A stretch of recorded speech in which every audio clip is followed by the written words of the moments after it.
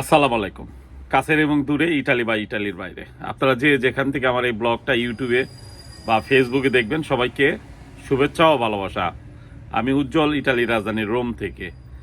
আজকে কথা বলবো হলো আমাদের বাংলাদেশিরা যে বীরের জাতি, ইটালি এরকম একটা সুনাম বা বিরাট একটা বীরের মতো কাজ করছে, এইরকম প্রশংসনীয় কাজের নিয়ে একটা কথা বলবো। আর অনেকেই আমার হোয়াটসঅ্যাপে ভাই যে পরিমাণ মেসেজ আসে, খালি আবেদন তো করছি ভাই, আর আবেদনের রিসিভও পাইছি, কিন্তু নলস্তা কবে উঠবো ভাই? নলস্তার জন্য পাগল হয়ে গেল, মনে হলো যে আবেদন করছে, এখন নলস্তা কবে উঠবো। এগুলা নিয়েই আজকের ভিডিও।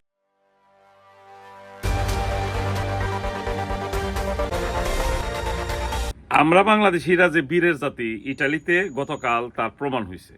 এই যে এই ছবিটা, ব্যাংকের বোল্টে ঢুকে গেছে চুরি করার জন্য বা ডাকাতি করার জন্য, যাই করার জন্য ধরা খেয়ে এখন মান সম্মান ইজ্জত যা আছে সব বাংলাদেশিদের চলে যাওয়ার উপক্রম।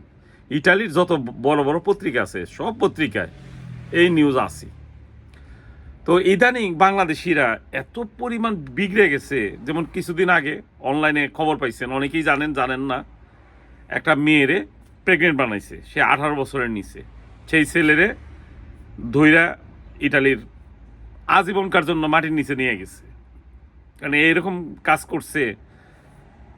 গত সপ্তাহে ইটালির রোমে একটা আউটোবুস, মানে বাসের ভিতরে, ভরা মানুষের ভিতরে সে তার মানে নিম্ন অঙ্গে হাত দিয়ে ফালাইছে এক বাঙালি, এই নতুন আসা বাংলাদেশি। সেটা নিয়েও পত্রপত্রিকায় লেখালেখি হয়েছে। এগুলা নিয়ে আমি কথা বলি না। তো ইদানিং বাংলাদেশি যারা নতুন আসতেছে তাদের মাথা এত খারাপ হয়ে গেছে। এক হলো উচ্ছৃঙ্খল, 2 নাম্বার কথা হলো নারী লিপ্স, মানে যেটারে বলে খারাপ, মানে বাসে ট্রেনে ভিড়ের ভিতরে মহিলাদের এমন অঙ্গে হাত দেওয়া। তো এগুলা কইরে ইটালিতে এইসব মানুষগুলো পারও পাইব না। এবং বাংলাদেশি যারা আছে, মানে আমরা যারা পুরাতন আইছি, জীবনে মাথা উঁচা করে তাকাই না, মারের ভিতরে উলঙ্গ হয়ে থাকে, মানে একটা কাপড়ও থাকে না। ইটালির রোমে এরকম সাগর পার আছে যেখানে একটা কাপড়ও থাকে না, সেখানেও ম্যাক্সিমাম বাংলাদেশি যায়নি। ম্যাক্সিমাম বাংলাদেশি, 99% বাংলাদেশি ওই এলাকায় যায় নাই, কিন্তু সবার জন্য কিন্তু উন্মুক্ত। তো এত কিছুর পরে মানে আমি দেখলাম এই 2-3 বছর ধরে যেসব মানুষগুলো আসতেছে তাদের ভিতরে সম্মান জিনিসটা কি জিনিস। একটা দেশে আসছি ইউরোপ, আমি ওইভাবে থাকতে হবে বা ওইভাবে চলতে হবে, এটার কোনো বালাই নেই। বাসের ভিতরে দেখি একজন আরেকজনের বকা দিয়ে কথা বলে, মানে নিজেরা সুন্দর কথাটাই বকা দিয়ে কথা বলে, মানে এমন ল্যাঙ্গুয়েজ, মায়েরে তুলে বকা দেয়, বইনেরে তুলে বকা দেয়, কিন্তু তারা কিন্তু সাধারণ কথাবার্তা বলতেছে। তো আমার বলার উদ্দেশ্য হলো এইভাবে কইরা কিন্তু সম্মান অর্জন করা যাবে না। আর ইউরোপ কখনোই যত বড় পাওয়ার দেখান, এইখানে কিন্তু ওই বাংলাদেশের যে খারাপ জিনিসটা এইখানে কিন্তু কাজ হবে না। এই দেশের প্রশাসন এতই টাইট, এই যে এই মানুষগুলা যেগুলা উশৃঙ্খল কাজ করে ধরা খায় তাদের কিন্তু ইটালি থেকেও দূর করে দিব। আর যদি ইটালির ভিতরে রাখে তাহলে মাটির নিচে যে জেলখানা আছে সেইখানে সারাটা জীবন থাকতে হবে।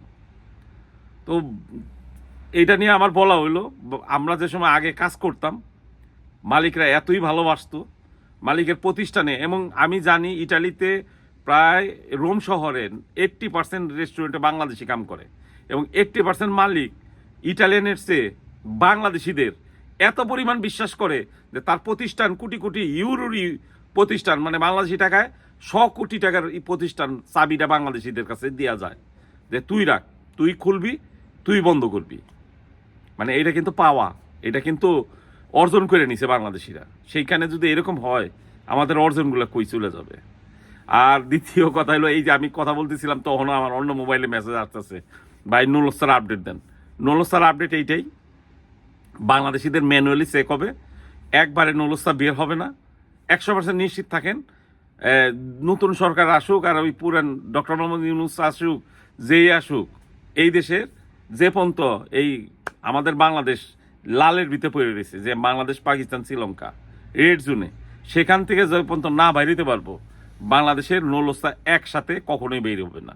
হ্যাঁ, নুলস্তা তো বের হবেই, বাংলাদেশ নুলস্তা পাবে এবং ভালো পরিমাণ পাবে, তবে ম্যানুয়ালি চেক হবে সব কিছু দিছে কিনা, আলেজ্য দিছে কিনা, মালিকের সিকিউরিশনে আছে কিনা, মালিকের হৃদিত্ব ঠিক না, কন্ট্যাক্টগুলা ভুয়া, এইসব চেক কইরাই একবারে পুঙ্খানুপুঙ্খানুভাবে ঠিক থাকলে 100% ওই নুলস্তা গেলারে ইটালিয়ান সরকারও আটকাবে না, প্লাস বিএফএস গ্লোবালে জমা দিলেই ভিসা। ভালো থাকবেন সবাই, দোয়া করবেন। আসসালামু আলাইকুম।